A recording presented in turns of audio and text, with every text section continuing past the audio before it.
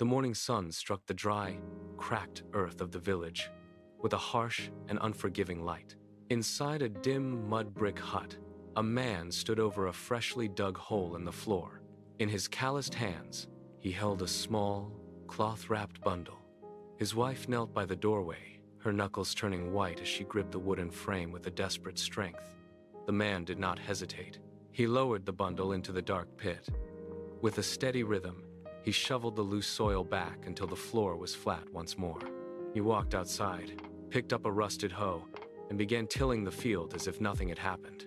No cries echoed from the house that day. No name was ever spoken for the infant. This was not a tragedy here. It was the law of the village. Generations passed, and the pattern remained unbroken, woven into the very fabric of their survival. The earth became a silent witness to a secret that no one dared to whisper. For centuries, the cradle remained empty by design, and the village continued its life, built upon the quiet absence of its own daughters.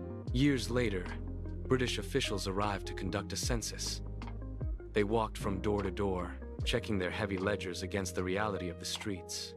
In village after village, the birth records revealed a terrifying truth. Only boys were listed as living in the region. Not a single girl had been recorded for decades. An officer stopped a village elder under the deep shade of an ancient banyan tree. He pointed to the dusty, empty streets where no young girls played and no high voices rang out. He demanded to know where the daughters were hidden. The elder wiped his brow and stared at the dry, shimmering horizon. He spat into the dust and said, "We do not raise burdens." Without another word, he turned his back and walked toward the fields, leaving the officer standing in the heavy heat. The officer looked at the silent village, realizing the earth beneath his feet held thousands of secrets. History would record this as a mere statistic, a line in a ledger. But the reality was a quiet, suffocating void. Every birth was a secret ending. The cycle of silence was absolute, and the earth kept its peace.